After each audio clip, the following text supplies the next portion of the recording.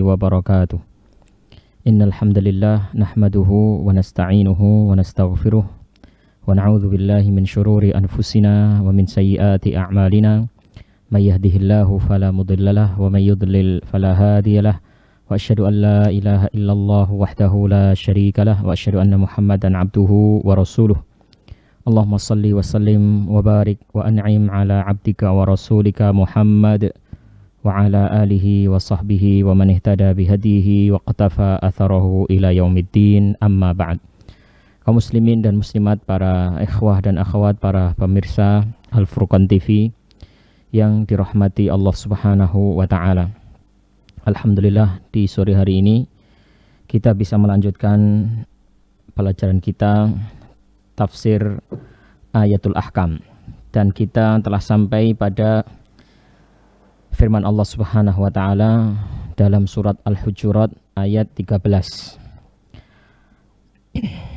Ayat yang masih berbicara tentang permasalahan hukum-hukum yang terkait dengan salat, di mana Allah Subhanahu wa taala berfirman, "Ya ayyuhan nas, inna khalaqnakum min dzakari wa untha wa ja'alnakum syu'uban wa qabaila lita'arafu inna akramakum 'indallahi atqakum innallaha 'alimun khabir."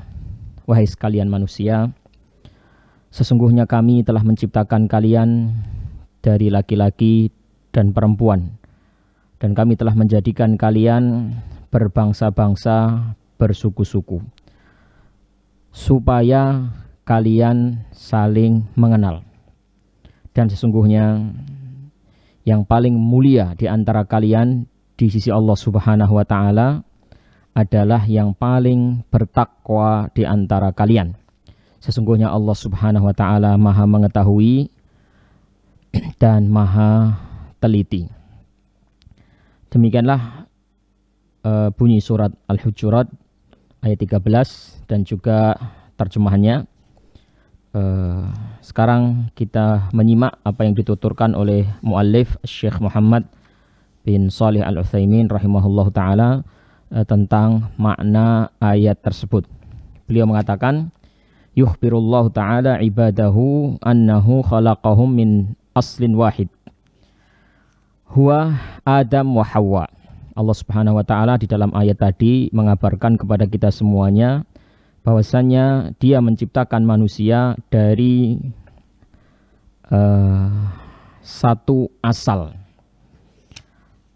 Jadi asal manusia semuanya itu adalah satu, nah, yaitu Adam. Kemudian dari Adam tercipta Hawa, istri beliau, dan dari situlah dari Adam kemudian dari Nabi Adam kemudian istri beliau Hawa, manusia itu lahir dan terus lahir, terus beranak pinak turun temurun sampai kita sekarang. Wa ja'alahum syu'uban wa qabaila. Dan Allah menjadikan manusia itu berbangsa-bangsa, bersuku-suku. Sebagaimana kita saksikan semuanya, ya. Di dunia ini banyak sekali bangsa-bangsa, bahkan di dalam satu bangsa saja banyak ras, banyak suku, banyak kabilah-kabilah. La min ajli an yatafakharu bitilka syu'ub wal qabail kama yasna'u ahlul jahiliyah. Nah, untuk apa?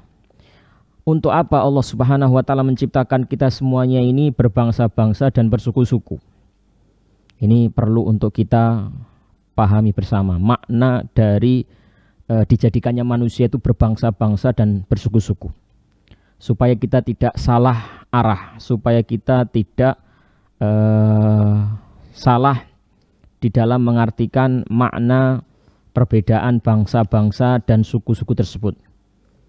Nah, karena di antara manusia salah pandang, memiliki sikap yang keliru di dalam perbedaan bangsa, perbedaan suku tersebut. Di antara mereka ada yang menjadikan perbedaan bangsa, perbedaan suku itu adalah sebagai kesempatan untuk membanggakan kaumnya, membanggakan sukunya, membanggakan bangsanya. Dan yang lebih buruk lagi adalah mereka menjelekkan kaum lain, menjelekkan bangsa lain, menjelekkan suku lain, menjelekkan ras lain. Nah, bukan untuk itu, ya. Tapi apa? Supaya manusia itu apa? Walakin min ajli an yata'arafu, supaya mereka itu saling mengenal. Hadza fulan ibnu fulan min qabilati fulan. Nah, oh ini adalah si A, anaknya si B dari suku C. Nah, jadi seperti itu. Ya. Jadi supaya kita ini memiliki identitas sehingga kita mudah untuk dikenal dengan identitas kita itu. Oh ini dari Indonesia. Oh ini dari Malaysia. Oh itu dari Singapura. Oh itu dari Jawa. Oh itu dari Sumatera. Oh itu dari Kalimantan dan seterusnya dan seterusnya. Fayatamayyazu bidzalika an ghairihi, sehingga antara manusia yang satu dengan manusia yang lain itu bisa dibedakan. Nah, itu fungsinya Allah Subhanahu wa taala menjadikan kita itu berbangsa-bangsa dan bersuku-suku. Jadi kita itu bisa dibedakan dari yang lain. Nah, mudah untuk dikenali dengan itu ya. Ini dengan adanya bangsa-bangsa dan suku-suku, jadi orang itu bisa untuk mudah dikenali. Oh, ini ternyata dari Amerika. Oh, itu dari Arab Saudi. Oh, itu dari Indonesia. Oh, itu dari Malaysia. Jadi orang itu bisa dikenali dengan perbedaan itu. Ya, dengan perbedaan itu manusia itu bisa dikenali. Dia bisa dibedakan dengan manusia yang lainnya. Kita bisa bayangkan seandainya nggak ada suku, nggak ada bangsa. Ya. Kita mungkin agak susah untuk mengenali orang karena semua orang itu sama. Nah, sama. Tidak ada suku A, tidak ada suku B, tidak ada bangsa A, tidak ada bangsa B, nggak ada negara A, nggak ada negara B, nggak ada negara C. Semuanya satu. Ya, pokoknya manusia gitu aja. Nah, ini malah susah ya untuk mengingatnya, untuk mengenalnya, untuk menandainya. Ya, kita menandai orang itu kadang dari apanya? Dari identitas kesukuannya. Nah, ada orang namanya Ahmad misalnya. Nah, Ahmad yang mana ya? Ya. Oh, Ahmad yang dari Kalimantan itu. Oh, Ahmad yang dari Surabaya itu. Nah, jadi karena dia punya identitas kesukuan, sehingga menjadi jelas yang dimaksud adalah Ahmad ini bukan Ahmad itu. Ada orang namanya misalnya Agus. Ya. Agus kan banyak. Ya. Agus mana ini? Ada Agus Sumatera, ada Agus Malaysia, ada Agus misalnya Kalimantan, ada Agus macam-macam. Nah, dengan adanya identitas kesukuan ini sehingga kita itu bisa menjadi mudah untuk mengenal orang, membedakan antara satu dengan yang lain. Baik, jadi bukan untuk berbangga-bangga dengan suku-suku tersebut dan merendahkan suku-suku yang lain. Kemudian di sini Allah Subhanahu wa taala juga menekankan lagi bahwasanya nggak ada perbedaan antara suku yang satu dengan suku yang lain, bangsa yang satu dengan bangsa yang lain. Tidak ada satu bangsa yang lebih unggul daripada bangsa lain. Tidak ada suku yang lebih unggul daripada suku yang lain. Tidak ada manusia yang unggul dari manusia yang lain. Semuanya di sisi Allah Subhanahu wa taala pada asalnya sama, pada asalnya. Ya. Cuma mereka akhirnya juga bisa berbeda. Pada asalnya sama. Yakni kebangsaan dan kesukuan mereka tidak menyebabkan mereka berbeda di sisi Allah Subhanahu wa taala. Nah, terus kalau begitu bagaimana Allah Subhanahu wa taala memandang ketinggian derajat seseorang? Nah, Allah jelaskan di sini, inna akramakum indallahi atqakum. Sesungguhnya orang yang paling mulia di antara kalian dalam pandangan Allah Subhanahu wa taala adalah yang paling bertakwa. Nah, jadi semakin jelas kenapa Allah Subhanahu wa taala menciptakan kita berbangsa-bangsa dan bersuku-suku. Ternyata bukan untuk menunjukkan keunggulan, ketinggian antara yang satu dengan yang lain, suku yang satu dengan yang lain, bangsa yang satu dengan bangsa yang lain, sama sekali tidak. Nah, karena ternyata letak ketinggian derajat manusia itu tidak di situ, tapi apa? Di ketakwaan. Yang paling takwa itulah yang paling tinggi derajatnya di sisi Allah Subhanahu wa taala. Liyatasabaqan nasu ila taqwahu liyanalu bidzalika karamatahu. Dengan demikian manusia itu akan berlomba-lomba untuk menggapai derajat takwa tersebut. Ya, supaya dia bisa mendapatkan kemuliaan di sisi Allah Subhanahu wa taala. Jadi orang mulia bukan karena dia bersuku Bugis atau bersuku Jawa atau bersuku Madura atau bersuku apa. Ya, bukan karena dia berasal dari bangsa Indonesia, bukan juga karena dia berasal dari bangsa Singapura, bukan karena dia berasal dari bangsa Arab Saudi atau bangsa Amerika atau bangsa manapun. Ya, jadi takwa yang Allah Subhanahu wa taala jadikan sebagai ukuran ketinggian derajat manusia, sehingga orang bisa berlomba-lomba. Nah, dengan adanya berlomba-lomba ini, ya manusia ini akan melakukan kebaikan-kebaikan dalam rangka berlomba-lomba itu tadi. Mereka akan semakin apa? Akan semakin rajin, giat di dalam mengukir prestasi di sisi Allah Subhanahu wa taala, berusaha untuk menjadi orang yang bertakwa supaya mendapatkan kemuliaan. Ya. Coba kalau seandainya ketinggian derajat seseorang itu diukur dari sukunya, dari bangsanya. Nah, nanti orang itu akan, yang sukunya tinggi akan merendahkan suku yang lain. Dia merasa dirinya bagus, merasa dirinya tinggi, merasa dirinya terhormat, dan orang yang berasal dari suku lain di bawah dia lebih rendah. Nah, ini buruk jadinya. Nah, sebaliknya yang berasal dari suku yang rendah, dia akan selamanya seperti itu. Nah, tidak ada yang bisa menaikkan derajat suku dia. Ya, jadi seandainya kalau yang ukuran ketinggian itu adalah dari suku, yang sukunya rendah itu akan apa ya? Akan berkecil hati. Tapi Allah Subhanahu wa taala tidak menjadikan ketinggian derajat manusia dengan kesukuannya, dengan kebangsaannya, melainkan dengan ketakwaan, sehingga manusia bisa merubah posisi dirinya, ketinggian level derajat dia. Dia bisa berusaha, yang berasal dari suku manapun, ya, berasal dari suku yang terpandang maupun yang kurang terpandang, bisa menjadi berlomba-lomba untuk menjadi orang yang terpandang. Ya, barangkali ada suku yang tidak terpandang, memang seperti itu. Ya, meskipun perbedaan suku itu tidak dijadikan untuk berbangga-bangga, tapi dalam kenyataannya itu ada yang membanggakan sukunya, menganggap sukunya lebih besar, lebih tinggi, ya, dan ada suku lain yang dianggap rendah. Nah, dengan adanya status takwa ini, maka itu bisa berubah. Ya, orang yang memang misalnya berasal dari suku yang dianggap rendah oleh manusia, dia tidak minder, dia tidak berkecil hati, karena dia ada potensi untuk bisa tinggi di sisi Allah Subhanahu wa taala. Ingat ya, tinggi, mulia di sisi Allah.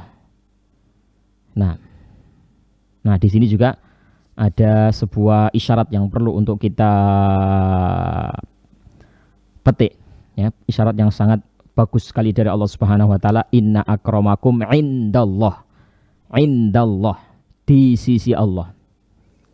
Ini supaya kita ini di dalam berlomba-lomba mencapai ketinggian derajat, itu bukan tujuan kita adalah untuk mencapai ketinggian derajat di sisi manusia, di pandangan manusia, tapi indallah, yang paling mulia di antara kalian, indallah, di sisi Allah. Nah, jadi kita mengejar kemuliaan, mengejar ketinggian, supaya kita tinggi, mulia, bukan mulia di sisi manusia, tapi mulia di sisi Allah Subhanahu wa ta'ala. Ya, jadi semuanya bisa berlomba-lomba, dari suku manapun, dari bangsa manapun, ya, dari keluarga manapun, dari bani manapun, semuanya punya kesempatan untuk menaikkan derajatnya di sisi Allah Subhanahu wa taala. Wa khatamal ayah bi bayani ilmihi tami wa khibratihi isyaratan ila ilmihi biman kana muttaqiyan lillahi ta'ala fi sirrihi wa alanihi fala yakhfa alaihi syai'un fil ardi wala fis sama. Kemudian Allah Subhanahu wa taala menutup ayat tersebut dengan mengabarkan tentang sifat dirinya, yaitu alimun khabir. Allah Maha mengetahui dan maha teliti pengetahuannya, detail sekali pengetahuannya. Nah, ini masih ada kaitannya dengan kata sebelumnya, inna akramakum indallahi atqakum. Ini kalau kita tahu bahwasannya Allah Subhanahu wa taala maha mengetahui dan pengetahuannya sangatlah detail, sangatlah rinci, sangat teliti, ya, maka kita tidak perlu khawatir. Tidak perlu khawatir kita bertakwa kemudian nanti tidak dianggap takwa kita. Nah, kita nggak perlu khawatir. Allah tahu. Nah, siapa yang benar-benar takwa di antara kita, siapa yang takwanya lebih tinggi, siapa yang takwanya sedang-sedang, siapa yang takwanya lebih rendah, Allah sangat mengetahui. Jadi manusia tidak perlu khawatir. Ya, barangkali ada yang khawatir, wah nanti saya sudah bertakwa tapi ternyata ketakwaan saya tidak diketahui. Nah, enggak perlu khawatir. Allah Maha tahu. Nah, Allah Subhanahu wa taala Maha mengetahui tingkat ketakwaan kita, sehingga level atau derajat manusia di sisi Allah Subhanahu wa taala yang diukur dari ketakwaan itu adalah sebuah level yang sangat pasti. Level yang pasti artinya di sisi Allah Subhanahu wa taala tidak ada yang salah. Penilaian Allah itu tidak ada yang salah. Jadi siapa yang benar-benar takwanya lebih tinggi, maka Allah lebih mengetahui, paling mengetahui, maha mengetahui tentang ketinggian takwa itu, sehingga Allah memberikan ketinggian derajat kepada dia. Yang takwanya pas-pasan, ya derajatnya pas-pasan. Ya. Beda dengan penilaian manusia. Kadang manusia menilai tidak teliti, ya. Kadang manusia menilai tidak teliti. Kadang orang menyikapi orang lain, ya, yang satu disikapi baik, yang satu disikapi buruk. Maksud dia menyikapi baik dan buruk itu adalah berdasarkan apa? Misalnya kepintaran, misalnya. Oh, ini lebih pintar, disikapi baik. Ini kepintarannya kurang, mungkin disikapi kurang juga. Nah, itu bisa keliru kadang. Ya, bisa jadi yang dia anggap lebih pintar itu ternyata tidak lebih pintar. Bisa jadi yang dia anggap kurang pintar itu bisa jadi bukan kurang pintar, justru dia yang lebih pintar. Nah, itu ukuran manusia keliru kadang memandang orang. Nah, tapi Allah Subhanahu wa taala penilaiannya terhadap hamba-hambanya tidak pernah salah, tidak pernah meleset, karena Allah alimun khabir. Siapa yang bertakwa di antara kita, Allah akan memposisikan dia pada derajat yang setinggi-tingginya. Baik, ma yustafadu minal ayah. Apa yang bisa diambil dari ayat tersebut dan apa kaitannya dengan hukum fikih? Baik, untuk lebih jelasnya kita simak penjelasan beliau rahimahullah taala. 1. Bayanu anna asla jami'i bani adam min dzakarin wa untha fala yanbaghi an yafkhar ahadun ala ahadin. Semua manusia dari suku manapun, dari bangsa manapun, ya, itu berasal dari satu, ya, yaitu Nabi Adam alaihissalam. Maka tidak perlu, ya, orang itu membanggakan kaumnya, sukunya di atas yang lain, karena toh juga semuanya dari Nabi Adam alaihissalam. 2. Bayanul hikmah fi tafarru'in nas ila syu'ub wa qabail. Penjelasan hikmah dari dijadikannya manusia itu berbangsa-bangsa dan bersuku-suku. Anal hikmah min dzalika ta'aruf lat tafakhur. Di antara dan hikmah dari diciptakannya manusia berbangsa-bangsa dan bersuku-suku itu adalah untuk ta'aruf, untuk saling mengenal. Nah, kalau sudah dikenal terus mau apa? Nah, tidak untuk bertafakhur, tidak untuk membanggakan diri. Jadi Allah menciptakan manusia itu berbangsa-bangsa, bersuku-suku supaya mudah dikenal, mudah ditandai, bukan untuk dijadikan sebagai alat membangga-banggakan diri. Baik. Anna akraman nasi indallahi atqahum fayaqtadi an yuqaddam fi wadha'ifid diniyah inda tasawi fi baqiyatil awsafil matlubah litilkal wadhifah li'annahu akramu indallahi ta'ala. Sesungguhnya manusia yang paling mulia di sisi Allah Subhanahu wa taala adalah yang paling bertakwa. Maka hendaknya yang paling bertakwa itu dikedepankan di dalam tugas-tugas keagamaan ketika terjadi at-tasawi. Apa itu at-tasawi? Ketika terjadi kesetaraan, ya, dalam beberapa sifat-sifat yang dipersyaratkan untuk menduduki tugas tersebut. Nah ini kalau dikaitkan dengan hukum fikih, masuknya nanti ke sholat. Masuknya ke sholat. Jadi di dalam sholat itu ada makmum, ada imam.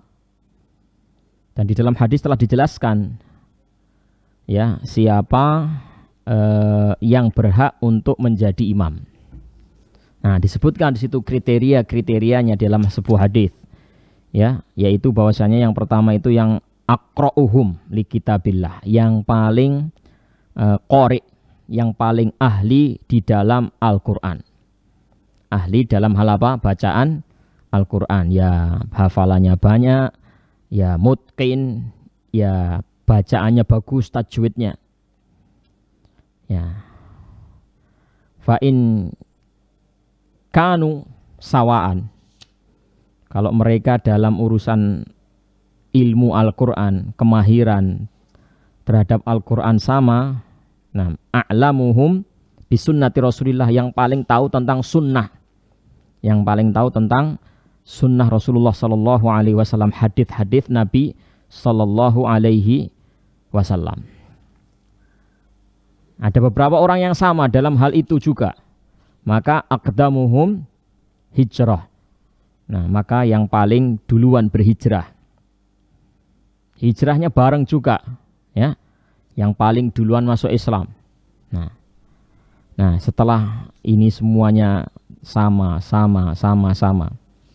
Atau mungkin bisa jadi tidak diketahui kesamaannya. Ya. Jadi masuk Islamnya duluan siapa enggak diketahui. Sama-sama banyak hafalan Quran, sama-sama bagus, ilmunya sama-sama banyaknya, hadisnya juga sama-sama banyak. Nah, hijrahnya enggak diketahui duluan siapa, lahirnya tidak diketahui duluan siapa. Loh, kadang sebagian orang itu enggak tahu tanggal lahirnya sendiri. Ya. Nah, jadi identitasnya itu entah kemana. Kan ada orang identitasnya itu enggak benar. Ya, KTP-nya dituakan, ya, aktenya dituakan atau dimudahkan. Nah, semacam itu. Ya, sehingga dia tidak tahu umur asli dia berapa. Ya, umur asli dia berapa. Nah, jadi usia tidak diketahui. Ada dua orang yang berhak menjadi imam, ya. Mana yang lebih didulukan kita tidak mengetahui umurnya. Hijrahnya juga duluan siapa, atau masuk Islamnya. Usianya lebih tua siapa, tidak bisa, ya. Maka di antara hal yang bisa untuk dijadikan sebagai kriteria apabila terjadi tazahum, terjadi terjadi tazahum. Ketika terjadi tazahum itu ketika ada satu kedudukan yang ada dua orang yang sama-sama berhak, nah, tapi tidak bisa dua-duanya untuk duduk di posisi tersebut. Ya, tidak bisa dua-duanya menduduki posisi yang satu tersebut. Jadi posisinya cuma satu, orangnya dua atau lebih.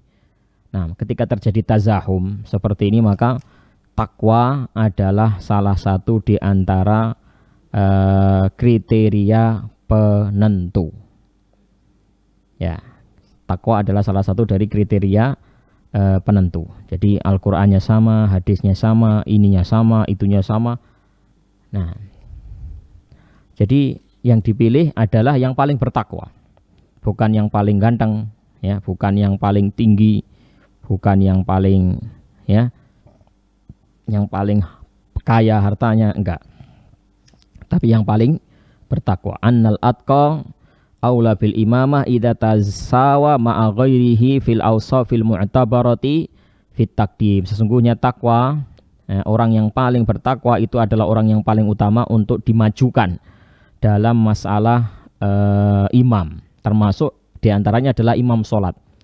Nah, ketika terjadi tasawi, ketika terjadi kesetaraan dalam hal kriteria-kriteria tertentu, ya. Hadza mahallul istishhad bil ayat, ini bagian dari ayat ini yang bisa dikaitkan dengan hukum fikih. Faedah yang terakhir, kamalu ilmillahi ta'ala wa khibratihi bi bawatinil umuri wa dhawahiriha. Kesempurnaan ilmu Allah, di mana Allah Subhanahu wa taala mengetahui hamba-hambanya dari sisi-sisi yang zahir maupun dari sisi-sisi yang batin. Baik. Ayat berikutnya yang akan kita baca adalah surat Al-Hajj ayat 77 dan 78. Allah berfirman, ya ayyuhalladzina amanu ruk'u wasjudu wa'budu rabbakum waf'alul khaira la'allakum tuflihun. Wahai orang-orang yang beriman, rukuklah kamu, sujudlah kamu, dan sembahlah Rabb Tuhan kamu. Dan waf'alul khaira, berbuatlah kebaikan, la'allakum tuflihun, supaya kalian menjadi orang-orang yang beruntung. Wajahidu fillahi haqqa jihadi, dan berjihadlah di jalan Allah dengan sebenar-benarnya jihad. Huwajtabakum wa ma ja'ala 'alaikum fid dini min haraj, dialah yang telah memilih kalian. Dan Allah Subhanahu wa taala tidak menjadikan untuk kalian pada agama ini kesusahan. Allah tidak menjadikan kesusahan di dalam agama ini pada kalian. Millata abikum Ibrahim. Hal tersebut adalah agamanya Ibrahim, itu adalah agamanya bapak kalian yaitu Ibrahim. Huwa sammakumul muslimina min qablu wa fi hadza. Dia, Allah Subhanahu wa taala, menamai kalian semuanya dengan nama muslimin. Kalian umat Muhammad, Allah Subhanahu wa taala menamakan kalian semuanya dengan nama muslimin. Min qablu wa fi hadza, baik sebelum turunnya Al-Qur'an, ya, maupun sekarang setelah turunnya Al-Qur'an.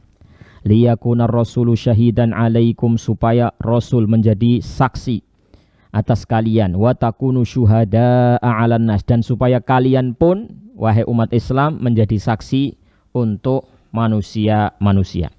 Fa aqimus sholata, maka dirikanlah salat. Wa atuz zakata, tunaikanlah zakat. Wa'tasimu billah, ya, berlindunglah dan berpeganglah kepada Allah Subhanahu wa taala. Berpegang teguhlah dengan agama Allah, berlindunglah kepada Allah. Huwa maulakum, dialah penolong kalian. Fa ni'mal maula wa ni'man nasir, sebaik-baik penolong, dia adalah sebaik-baik wakil, sebaik-baik penolong, dan sebaik-baik yang mengurusi urusan kalian.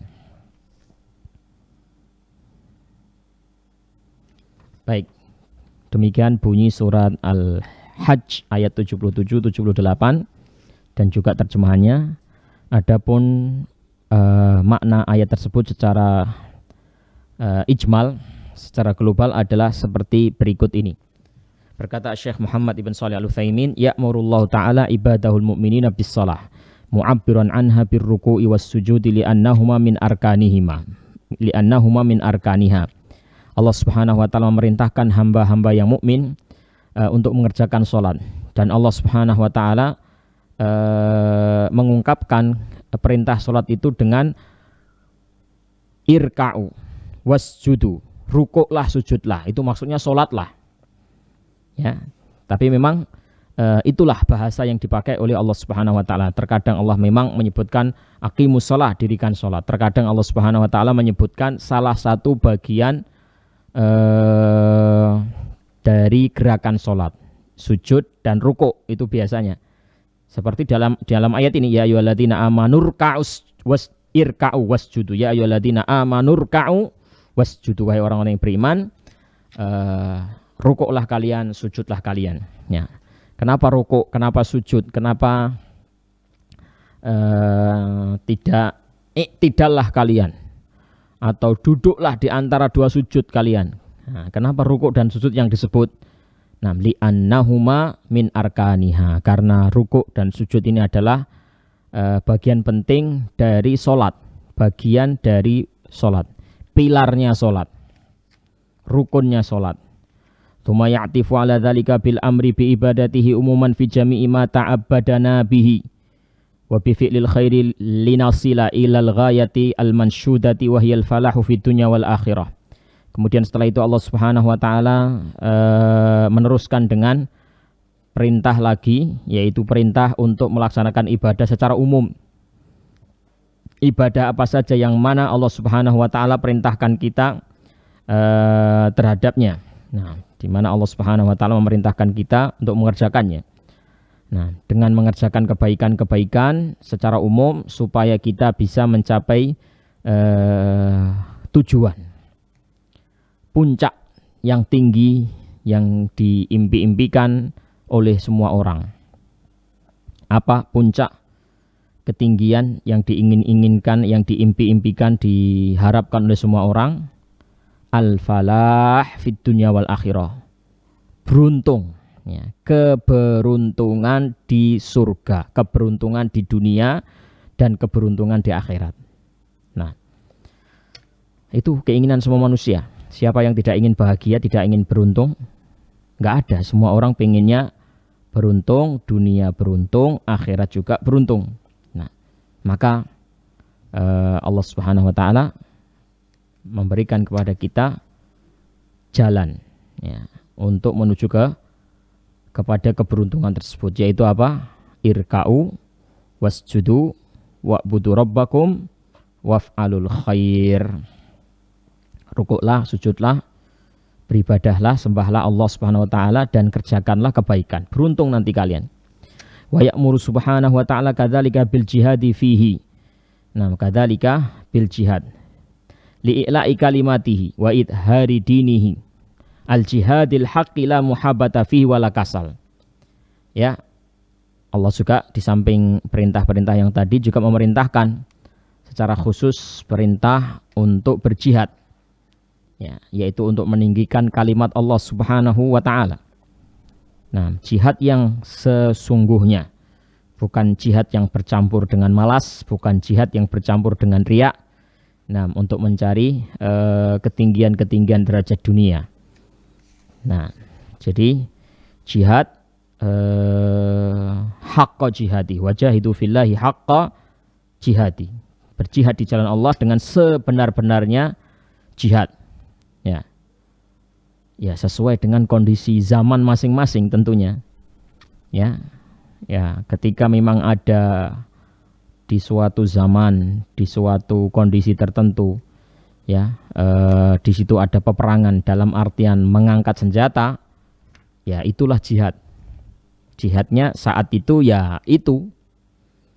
Nah, jika dalam kondisi tertentu misalnya tidak ada. Nah, tidak ada bentuk jihad yang seperti itu, mengangkat senjata, ya mengangkat yang lain, ya, mengangkat pena, ya, mengangkat, ya, suara untuk menyampaikan al-haq, ya, jihad, yakni badlul juhdi, ya, mengerahkan segenap tenaga, ya, untuk meninggikan kalimat Allah Subhanahu wa ta'ala, ya, dengan berbagai macam bidang sesuai dengan tempat dan kondisi di mana seseorang itu hidup. Wa yubayyinu ta'ala ma manna bihi 'alaina minal istifa'i wal ikhtiyari wa tashil syariah. Dan Allah Subhanahu wa ta'ala di dalam ayat tersebut juga menjelaskan kepada kita tentang karunia-Nya yang diberikan kepada kita, kepada umat Nabi Muhammad ini. Bahwasanya Allah Subhanahu wa taala telah memilih mereka. Ya, memilih mereka. Jadi umat ini umat pilihan. Nah, memiliki kedudukan yang tinggi dibandingkan umat-umat sebelumnya. Ya, maka hendaknya kita bersyukur dengan hal tersebut. Allah berfirman, kuntum khaira ummatin ukhrijat linnas. Kalian adalah sebaik-baik umat yang dikeluarkan untuk manusia. Ya, ta'muruna bil ma'ruf, kalian memerintahkan kepada yang ma'ruf, wa tanhauna 'anil munkar, dan kalian mencegah dari perkara-perkara yang munkar, wa tu'minuna billah, dan kalian beriman kepada Allah Subhanahu wa taala. Nah, itu kalau kita ingin mendapati sifat tadi, sifat khaira ummah, ya kita mengikuti khaira ummah. Khaira ummah di saat turunnya ayat tersebut adalah para sahabat. Kuntum, kalian adalah khaira ummah. Itu turun kepada para sahabat radhiyallahu taala anhum. Ya. Ya. Ini berlaku kepada semuanya, ya. Ayat ini walaupun aslinya turun kepada sahabat, nah tapi ya berlaku untuk sampai sekarang asalkan kita menempuh jalannya para sahabat radhiyallahu taala anhum. Dan selama kita menegakkan apa yang dipersyaratkan tadi, ta'muruna bil ma'ruf wa tanhauna 'anil munkar wa tu'minuna billah. Nah. Baik. Kemudian juga tashil syariah. Allah juga menerangkan kepada kita tentang karunia-Nya kepada umat ini berupa kemudahan syariat. Mudah syariat ini. Ya. Artinya mudah dibandingkan syariat umat-umat sebelum kita, sebelum umatnya Nabi Muhammad.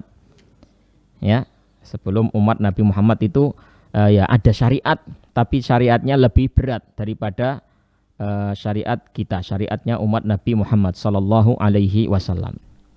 Wa anna hadhil ibadat al-jalilah allati amarna biha hiya millatu abina allati yanbaghi an naqtadiya bihi fiha wa yukhbiru ta'ala annahu nawa bi fadlina fil umamis sabiqah wa fi hadzal Qur'an haitsu sammanal muslimin. Dan Allah Subhanahu wa taala menjelaskan bahwasanya ibadah-ibadah tadi yang Allah perintahkan kepada kita, yang diperintahkan oleh Allah kepada kita itu adalah agamanya Nabi Ibrahim. Jadi kalau kita ingin tahu agamanya Nabi Ibrahim itu seperti apa, ya seperti itu perintah-perintah yang tadi Allah perintahkan. Ya, salat, zakat, ya, sujud, ruku, berbuat kebaikan, mentauhidkan Allah, ya, menyembah Allah Subhanahu wa taala saja, berjihad di jalan Allah dengan sebenar-benarnya jihad. Itulah agama Nabi Ibrahim. Wa anna hadil ibadat al-jalilah allati amarna biha hiya millatu abina Ibrahim allati yanbaghi an naqtadiya bihi fiha. Nah, kita diperintahkan untuk mengikuti jejaknya Nabi Ibrahim alaihi salam. Nah, kemudian Allah Subhanahu wa taala juga menjelaskan kepada kita tentang karunia yang Allah berikan kepada kita yang melebihi, mengungguli umat-umat sebelumnya. Nah, di mana kita ini oleh Allah Subhanahu wa taala diberi nama muslimin. Dan penamaan itu ya terjadi sebelum Quran ini diturunkan maupun setelah Al-Quran itu diturunkan. Jadi umatnya Nabi Muhammad, nah, atau calon umat Nabi Muhammad sebelum Nabi Muhammad turun, sebelum Nabi Muhammad diutus, itu sudah disiapkan nama untuk mereka, yaitu dengan nama apa? Muslimin.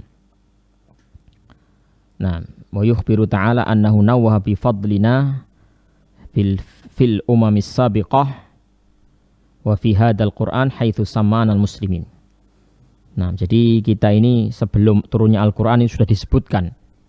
Ini keberadaan umat Nabi Muhammad kita ini ya sudah disebutkan di sebelum zaman kita, yaitu di kitab-kitab umat-umat terdahulu.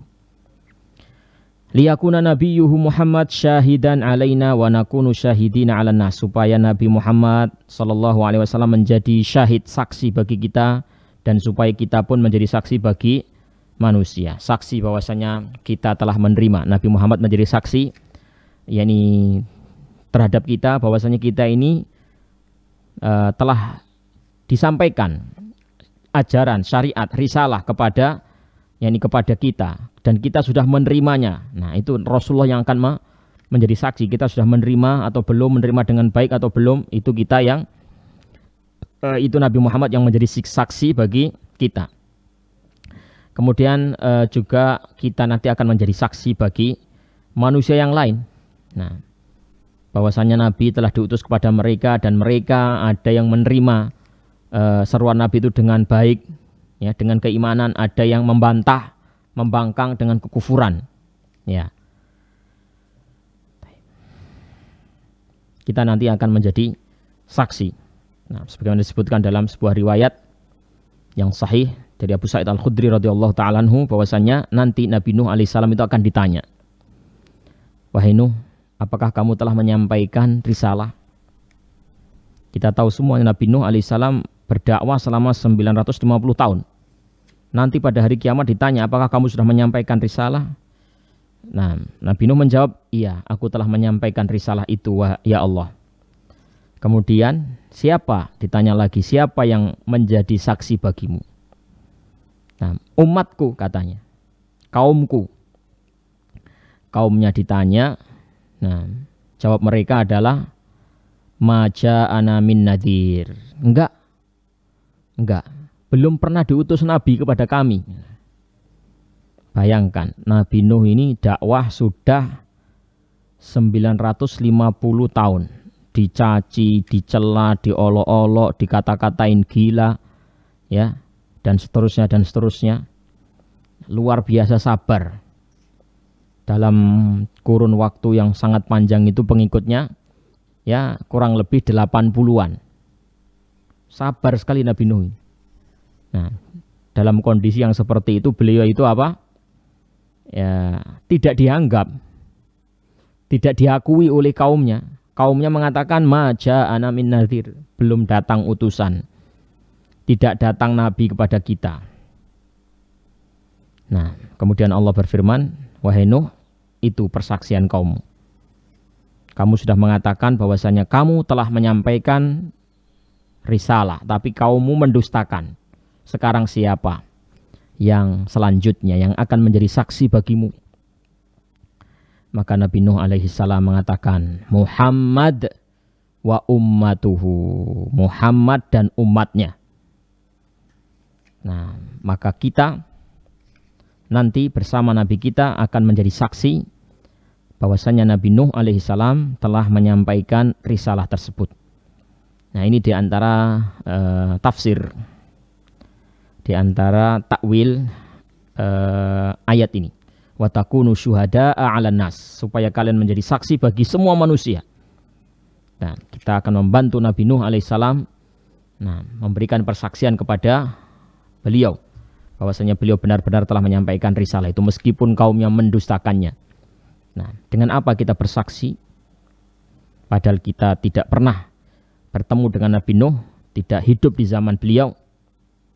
Kita bersaksi dengan keimanan. Ya, kita membaca Al-Quran, di situ ada kisahnya Nabi Nuh, bagaimana kesabaran beliau. Kita tahu dan kita mengimani. Maka kita menjadi saksi berdasarkan keimanan kita.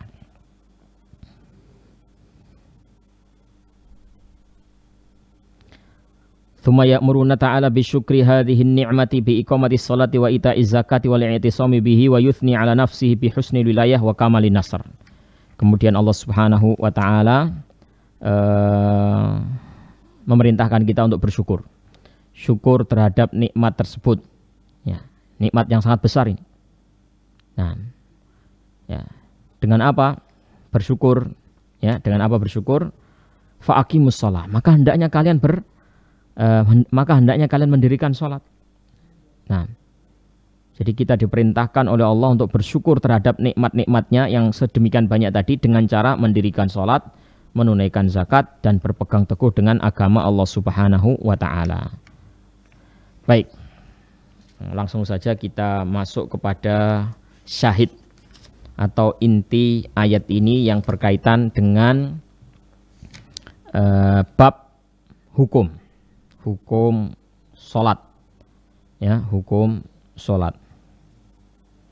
kira-kira dari ayat tersebut mana yang bisa disangkutkan dengan hukum seputar sholat. Ya, yaitu huwajtabakum wa ma ja'ala 'alaikum fid-dini min haraj. Di situ letaknya, di situ.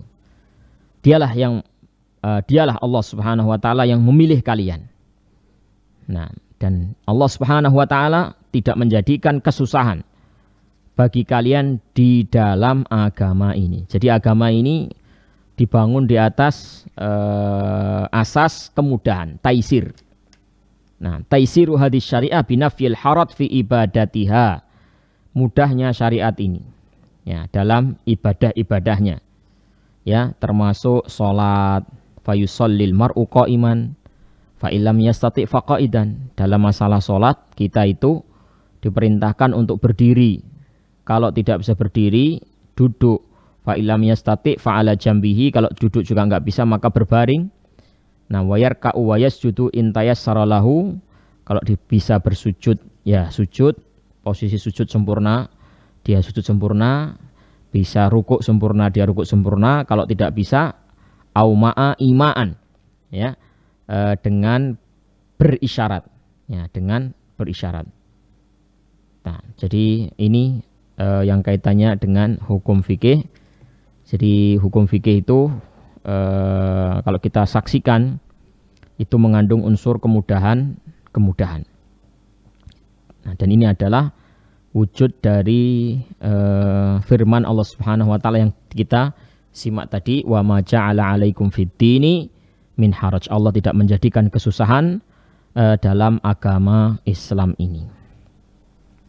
Baik para pemirsa kaum muslimin dan muslimat yang dirahmati Allah Subhanahu wa taala, barangkali ini yang bisa kita kaji dalam kesempatan sore hari ini. Semoga menjadi ilmu yang bermanfaat. Wassallallahu wassalamu ala nabiyina Muhammad wa ala alihi wa sahbihi ajma'in. Walhamdulillahi rabbil alamin. Wassalamualaikum warahmatullahi wabarakatuh.